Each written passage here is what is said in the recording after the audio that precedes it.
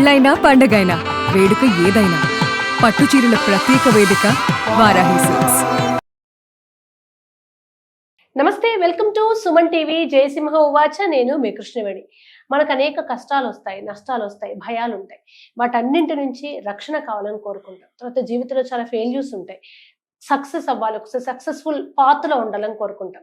ఈ రక్షణ కోసం, సక్సెస్ కోసం చాలా పవర్ఫుల్ 3 మంత్రాలు ఉన్నాయి మన హిందూ ధర్మంలో. ఆ 3 మంత్రాలు ఏంటి అనేవి జయసింహ గారి మాటల్లో విందాం. జయసింహ గారు నమస్తే. నమస్తే. విజయము, ప్రొటెక్షన్, ఇవి రెండే ఎవరికైనా కావాలి. ఈ రెండింటినిచ్చి ఆ పవర్ఫుల్ 3 మంత్రాలు ఏంటో మీ మాటల్లో. మీరు 3 మంత్రాలు అన్నారు కదా, ఈ 3 అనే పదాన్ని ఇంగ్లీష్ లోకి తీసుకెళ్దాం. ఇంగ్లీష్ లోకి తీసుకెళ్తే 3 అంటాం కదా, 3 బాలేదు, 3 బాగుంది అంటాం కదా. ఈ 3 అనే పదం ఎక్కడి నుంచి వచ్చిందంటే మాడులోంచి వచ్చిందని చెప్తుంటాను. మాడు బాగాలేకపోతే 3 బాగాలేదు అని అర్థం. 3 బాగుంది అంటే మాడు కూడా బాగుంది అంటే మస్తిష్కం బాగుంది. ఈ మంత్రాలు ఎందుకు వస్తాయి అంటే, ఏ మంత్రమైనా సరే చివరాఖరికి చేసేది ఏంటంటే, తెలుగులో మన మాడు ఏదైతుందో మా తలని దాన్ని పరిశుభ్రం చేసి తేజవంతం చేసి చైతన్యపరచడానికి ఉంటాయి. అట్లనే ఇంగ్లీష్ మూడ్లో కూడా మన మూడ్ని రిజువనేట్ చేయడానికి వస్తాయి. అంటే ఒక కొత్త ఉత్సాహాన్ని తీసుకురావడానికి వస్తాయి అన్నమాట. మీకు సంప్రదాయబద్ధంగా సంధ్యావందనం చేసే వాళ్ళు అయితే ఏంటంటే ఒక మంత్రం చెప్తారు.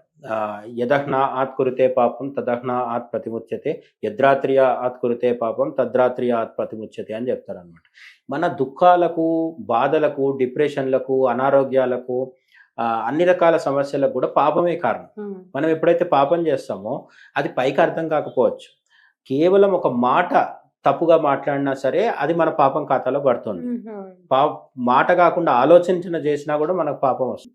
లేదు డైరెక్ట్ గానే ఏదైనా చేస్తే కూడా మనకు డైరెక్ట్ గానే వస్తుంది. ఇప్పుడు మీరు ఒక సస్పెన్స్ థ్రిల్లర్ ఏదో చూసారు, మర్డర్ సంబంధించి, హత్యలకు సంబంధించింది ఏదో ఒక సినిమా చూశారు.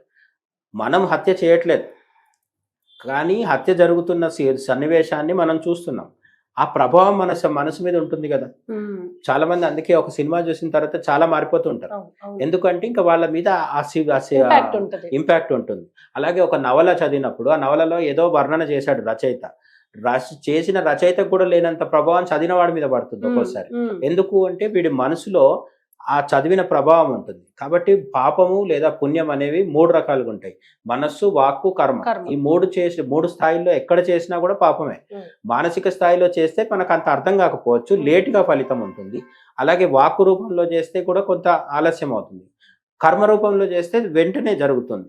బట్ ఈ 3 రకాల పాపాలని కూడా మనం అనుభవిస్తుంటాం. అందుకని సంధ్యావందనం చేసే వాళ్ళు ఏంటంటే, ఈ పొద్దుంతా చేసింది సాయంత్రం సంధ్యావందనం టైంలో పాపం పోగాక అని అంటారు. మళ్ళీ అట్లనే రేపు పొద్దున్న లేచినప్పుడు నిన్న రాత్రి అంతా చేసింది ఇప్పుడు పోవచ్చు, రాత్రి పడుకున్నాం కదా ఏం చేయకపోవచ్చు అని కాదు, మనసు ద్వారా చేస్తూనే ఉంటాం కదా. అందుకని సంధ్యావందనంలో నిన్న రాత్రి చేసినవన్నీ పోవాలి అని పొద్దున్న చెప్పుకుంటే పోతాయి అంటే కనీసం ప్రయత్నం. ఎందుకంటే రోజు ప్రార్థన చేస్తూ ఉంటే కొన్ని రోజులకు మార్పు వస్తుంది అనేది. చివరాఖరికి మన చర్చ ఎక్కడికి వచ్చింది అంటే పాపం దగ్గరకు వచ్చింది. ఎప్పటికప్పుడు ఈ పాపాన్ని తొలగించుకుంటే మన మూడ్ బాగుంటుంది. ఈ మూడ్ బాగుండడానికి 3 మంత్రాలు అవసరం. ఏంటి ఆ 3 మంత్రాలు అంటే, మొదటిది ఆదిదేవుడు, ప్రథమంగా పూజించాల్సిన వాడు ఆయన గణపతి.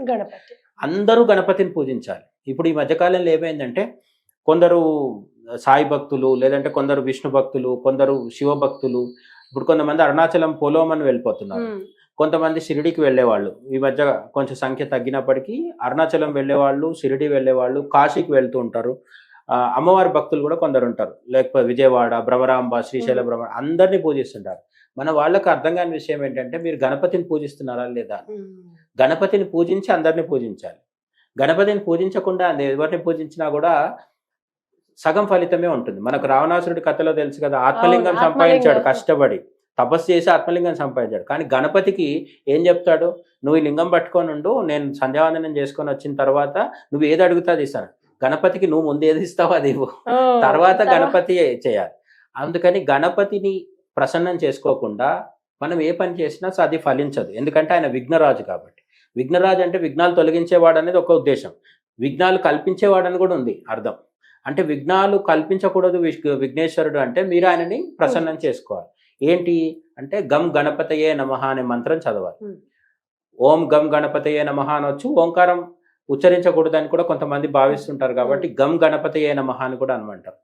మన సిద్ధేశ్వరానంద భారతి స్వామి లాంటి వాళ్ళు ఏం చెప్తారంటే కేవలం గమ్ అనే పద అవును. ఏమంటారు బీజాక్షరం అన్నప్పటికీ కూడా ఫలితం ఉంటుంది ఫలితం. అనేది. కాబట్టి గణపతి షోడశనామ మంత్రాలు కూడా ఉంటాయి. ప్రథమం వక్రతుండంచ అది అవును, చదువుకోవచ్చు. అవును. బట్ మంత్రం అన్నప్పుడు ఏంటంటే గమ్ గణపతియే నమః అనేది చేయాలి. ఉమ్, ఇక రెండో మంత్రం వచ్చేసి మనిషి జీవితంలో పుట్టిన వెంటనే మొదలయ్యేది ఏంటి అంటే చాలా మంది ఏమనుకుంటారంటే మనిషి పుట్టి ఒక 70 ఏళ్ళు బతికితే 60 ఏళ్ళు లేదంటే 50 70 ఏళ్ళు 80 ఏళ్ళు బతికితే మృత్యు వాడికి 80వ ఏట వచ్చింది అనుకుంటారు. ఉమ్, మృత్యువు మనం పుట్టగానే మొదలవుతుంది. ఎందుకు అంటే ప్రతి మనిషి ప్రతి జీవి మనిషి కాదు ఏ జీవి అయినా సరే పుట్టగానే కన్ఫర్మ్ ఏంటి మరణం. ఒకటి పుట్టింది అంటే మరణం కూడా గ్యారంటీ. అది 2 రోజుల్లో రావచ్చు, 200 సంవత్సరాల తర్వాత రావచ్చు. ఓ తాబేలు అయితే చాలా రోజులకు వస్తుంది, ఓ చీమ అయితే వెంటనే రావచ్చు. కాబట్టి మన మనిషికి నిరంతరం వెంటాడేది మృత్యుభయం. ఈ మృత్యుభయం నుంచి బయటపడాలి. మృత్యుభయమే కాదు, అనారోగ్యము, అకాల మరణాలు, లేకపోతే ప్రమాదాలు, బండ్ల మీద వెళ్తున్నప్పుడు యాక్సిడెంట్లు అవ్వడాలు, ఇవన్నీ కూడా తప్పాలంటే మృత్యుంజయ మంత్రం కూడా చదువుకోవాల్సి ఉంటుంది. అదేంటి అంటే ఓం త్రయంబకం యజామహే సుగంధిం పుష్టివర్ధనం ఉర్వారుకమివ బంధనాన్ మృత్యోర్ముక్షీయ మామృతాత్. ఇది శతరుద్రియంలో మన అంటే రుద్రాధ్యాయంలో మనకు నమ్మకం చివరిలో వస్తుంది. ఈ త్రయంబక మంత్రాన్ని మృత్యుంజయ మంత్రాన్ని స్వయంగా చదువుకోవచ్చు. ఒకవేళ తప్పులు వస్తాయేమో అనే భయం ఉంటే విన్నా కూడా మంచిది. ఇప్పుడున్న ఎలక్ట్రానిక్ యుగంలో మనం చాలా చోట్ల సెల్ ఫోన్లో ఎక్కడంటే అక్కడ వినొచ్చు. కాబట్టి స్పష్టంగా తప్పులు లేకుండా చదివే సింగర్స్ ఎవరైతే ఉంటారో వాళ్ళది పెట్టుకొని ఈ త్రయంబకం యజామహి అనే మృత్యుంజయ మంత్రాన్ని రోజు విన్నా లేదు జపించినా కూడా మంచిది. దీనివల్ల అకాల మరణాలు, ప్రమాదాలు ఇవన్నీ పోయి అనారోగ్యం పోయి మంచిది వస్తుంది. ఇంకా మూడోది గాయత్రి మంత్రం. ఈ గాయత్రి మంత్రం చేయాలా చేయకూడదు అని పెద్ద చర్చలు ఉన్నాయి. చాలామంది చేయొచ్చు అంటారు, కొంతమంది ఎవరికైతే అర్హత ఉందో వాళ్ళే చేయాలంటారు. దురదృష్టం ఏంటంటే ఎవరు చేయాలో వాళ్ళు చేయట్లేదు. ఎవరు చేయకున్నా పర్లేదు అని శాస్త్రం ఎవరిని కూడా చేయవద్దని నిషేధించలేదు. కానీ మీకు అక్కర్లేదు అంటే మీకున్న రొటీన్ వల్ల, వాళ్ళు చేసే పని కావచ్చు, వాళ్ళకు ఉండే బాధ్యతల వల్ల కావచ్చు, వాళ్ళకు వద్దు అని కూడా కొంతమందికి చెప్పింది. మహిళలు కావచ్చు, వేరే వృత్తుల వాళ్ళు కావచ్చు, వీళ్ళందరూ. సరే, మొత్తానికైతే ఇప్పుడు కొన్ని సంస్థలు ఏంటంటే లింగ భేదం లేదు, కులభేదం లేదు, మతభేదం కూడా లేదు, అందరికీ గాయత్రి ఉపదేశం చేస్తున్నాయి. ఈ గాయత్రి ఉపదేశం తీసుకొని ఎవరైనా చేసుకోవచ్చు అనుకుంటే లేదు, జంధ్యం వేసుకొని ఉపనయనం జరిగిన వాళ్ళైనా సరే ఎవరైనా సరే గాయత్రి మంత్రం అనేది ఏదైతే ఉందో 24 అక్షరాల గాయత్రి మంత్రం, ఆ గాయత్రి మంత్రాన్ని జపిస్తే ఓం తత్సవితుర్వరేణ్యంతో మొదలయ్యి ప్రచోదయాత్తో క్లోజ్ అయ్యే మంత్రం ఏదైతే ఉందో అది మనం ఇప్పుడు క్యాసెట్లలో యూట్యూబ్లో అక్కడ ఇక్కడ మంత్రాలు ప్లే చేసుకొని వింటున్నాం కదా. మంత్రం ఏదైతే ఉందో ఆ మంత్రాన్ని సరదాగా టైంపాస్ కోసం రింగ్ టోన్ లాగా కాకుండా సీరియస్గా తీసుకొని ఆ మంత్రం యొక్క మీనింగ్ కూడా తెలుసుకొని ఈ గాయత్రి మంత్ర సాధన సరైన గురువుని ఆశ్రయించి చేస్తే, సరైన ఏమంటారు జంధ్యం వేసుకొని ఉపనయనం వంటి అర్హత పొంది చేస్తే ఖచ్చితంగా మనం ప్రచోదయాత్ అనే పదం అంటున్నాం కదా, బుద్ధిని ప్రచోదనం చేస్తుంది. ఇది ఒక్కటి జరిగితే మిగతా అన్ని కూడా బాగుంటాయి. మన బుద్ధి ఎప్పుడైతే సక్రమమైన మార్గంలో జరిగి మనం తీసుకునే ప్రతి నిర్ణయం సరైన విధంగా తీసుకుంటామో ఆ నిర్ణయం తీసుకోవడంలోనే జీవితం మొత్తం ఉందన్నమాట. రైట్ ప్లేస్ లో రాంగ్ పర్సన్ ఉంటే ఎంత తప్పో, రాంగ్ ప్లేస్ లో రైట్ పర్సన్ ఉన్నా అంతే తప్పు. అంటే ఏమంటారు, కళ్ళు ముంతలు ఉండే చెట్టు కింద కూర్చొని పాలు తాగినా కూడా తప్పు అనుకుంటారు. వీడు అక్కడ కూర్చొని పాలు తాగకూడదు అనే నిర్ణయం తీసుకోవాలి.